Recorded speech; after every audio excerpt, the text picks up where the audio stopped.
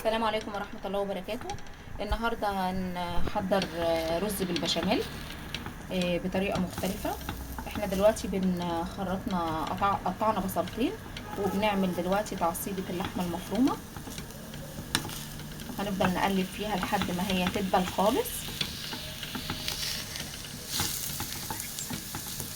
بمعلقتين من السمنة.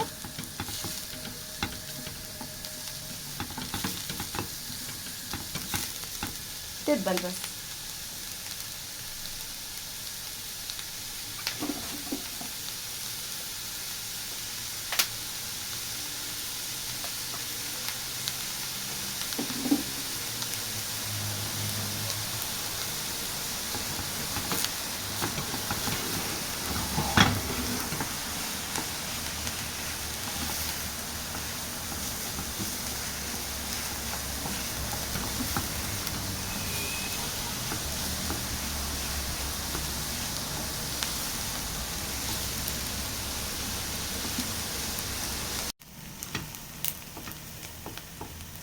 كده ابتدت انها تدبل معانا.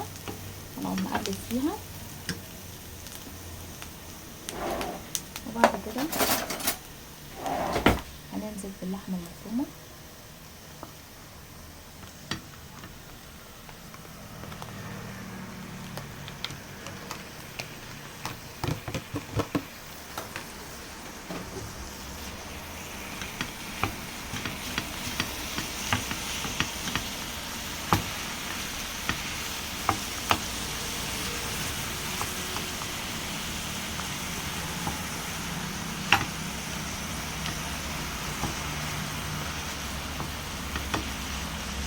هي بس متجمده شويه، بنفكك فيها اهي لحد ما تفك خالص.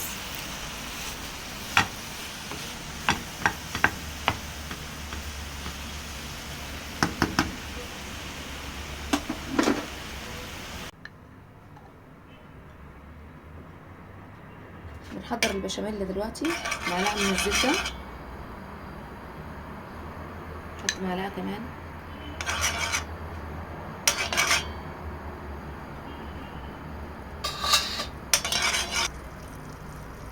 اربع معالق من الدقيق،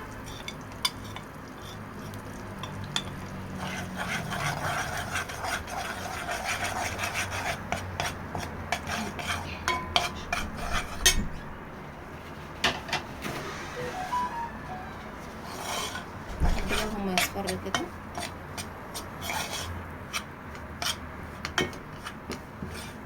بعد كده هنحط عليهم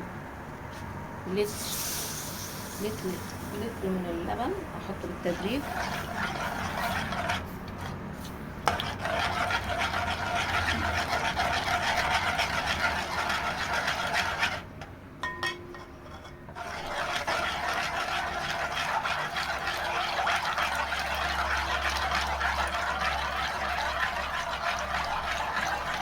وكده كده هيتقل معانا يعني.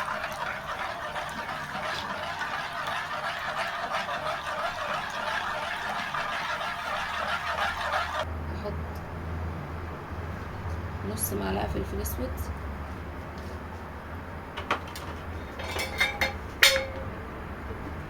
معلقه من الملح،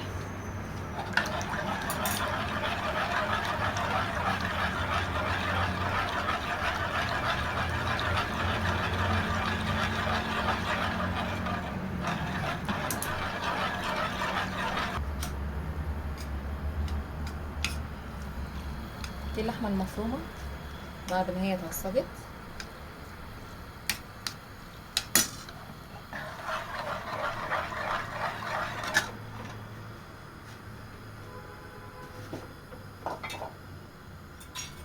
هحط عليها اللحمه المفرومه نص معلقه بهارات لحمه،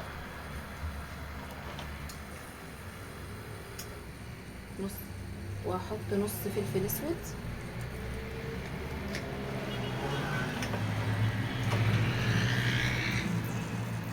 واحط معلقه من الملح، ونقلب.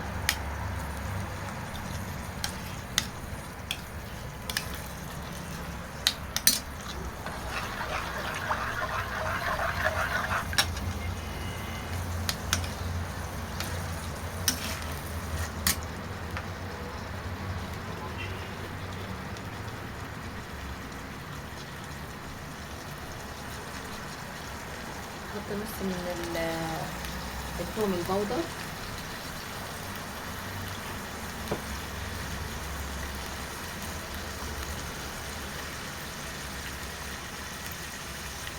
ونص بصل بودر،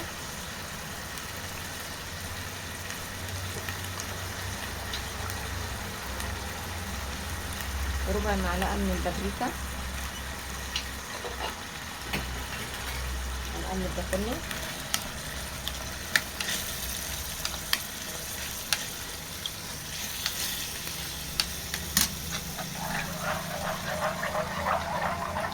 طبعا مستنيين بس البشاميل يتقل معانا.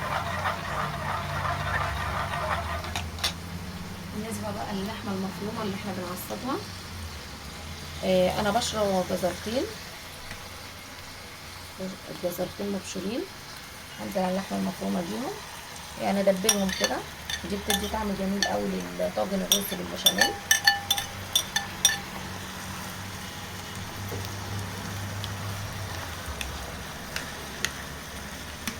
تخليه مسكر، طعمه جميل.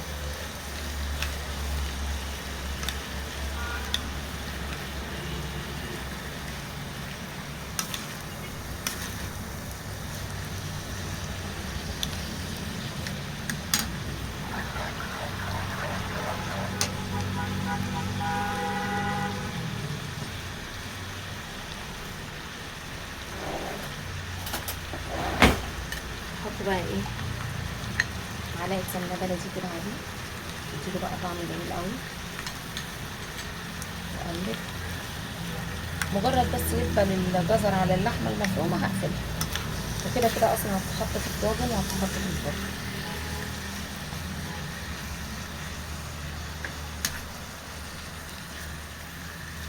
هما جزرتين بس يعني مش كتير.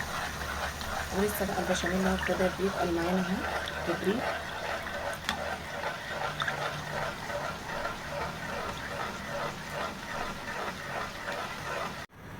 كده البشاميل بعد ما تقل، احنا ممكن نزوده مرقه، بس انا بفضل اللبن يكون صافي، بيديله طعم احلى. هنبتدي بقى نجهز في الرز بتاعنا. نحط معلقتين من السمنه، سمنه نباتيه عاديه من عندنا، وعشان يطلع الرز مفلفل بنحط ايه شويه من الزيت.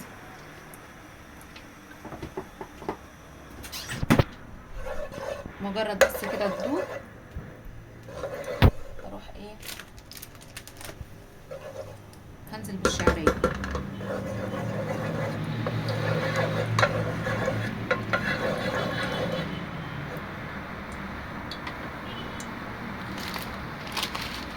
ننزل بالشعريه بتاعتنا.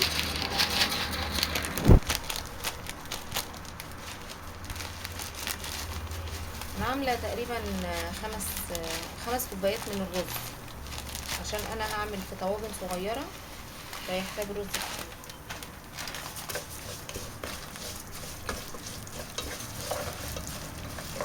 نزود كمان شويه، نكتفي بالكميه بتاعتنا.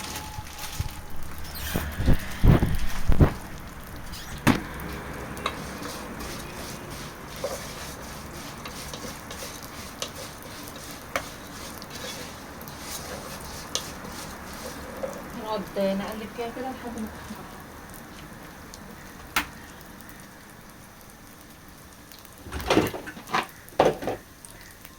في الوقت ده هننزل الرز بتاعنا واصفيه من الميه بتاعته.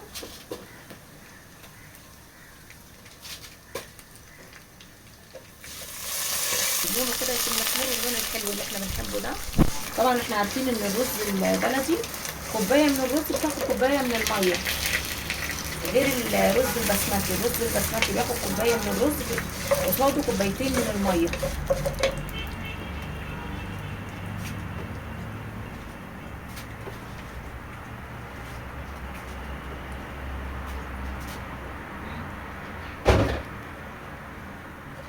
وصل كده للون اللي احنا عاوزينه.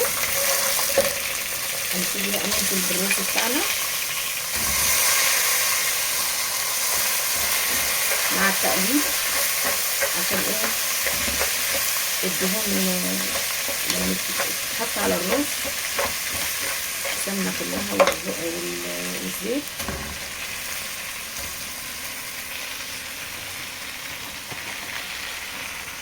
دول 5 كوبايات رز، هنحط عليهم 5 كوبايات من المية.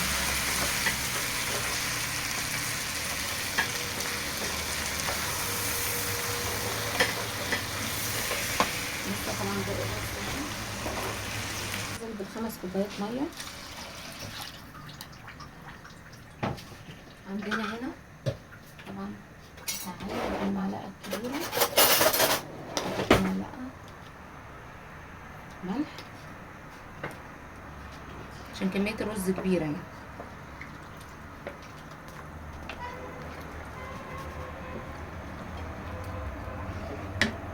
واحط عليه ربع معلقة فلفل اسود كده عشان تديله ريحة حلوة.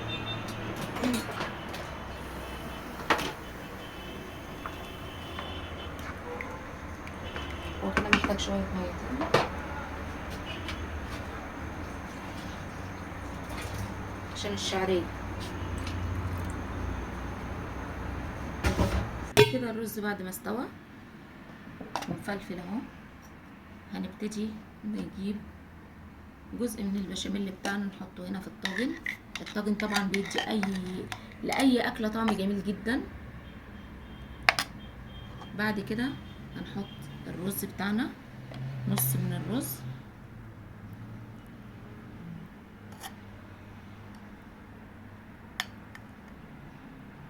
نبتدي كده نسوي بالمعلقة. ممكن نعمله في طاجن كبير، بس انا عندي الولاد بيحبوا ان كل واحد تبقى ليه حاجه مستقله، ما بيحبوش ان هم ياكلوا يعني مع بعض في طاجن واحد، فخصصت ان كل واحد يبقى له طاجن صغير كده على قده، ساعه الفطار يفطروا بيه وخلاص. على كده هنبتدي برضو ندي طبقه تاني من الرز، زي فكره المكرونه البشاميل بس ايه بطريقه مختلفه وطعم جميل قوي.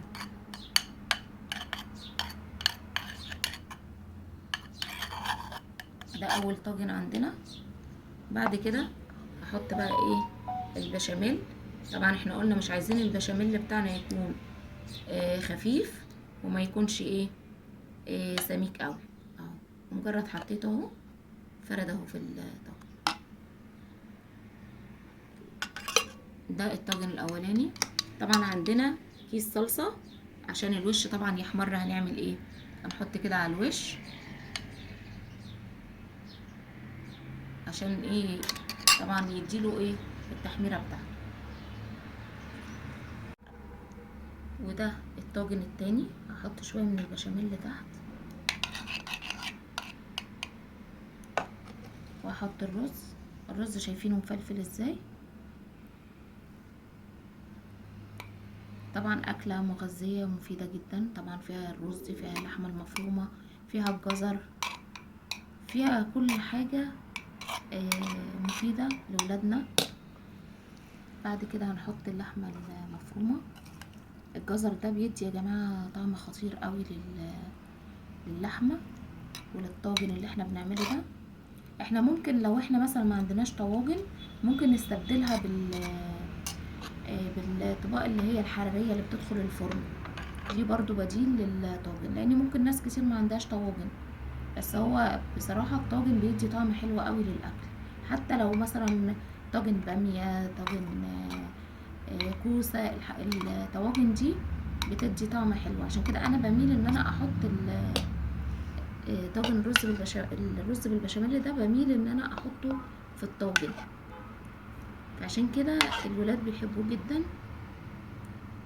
البشاميل اهو شوفوا كريمي ازاي، كريمي يعني ولا تقيل ولا خفيف، سهل حتى في التحضير بتاعه.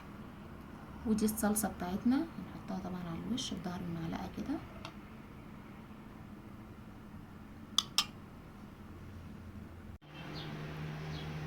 دي كده الطواجن اللي احنا حضرناها، وعملنا حتى طاجن كبير ممكن نضيف فيه جبنه ولا حاجه، ولسه هنحطه في الفرن وهنصوره لكم بعد ما يطلع من الفرن على درجه حراره متوسطه.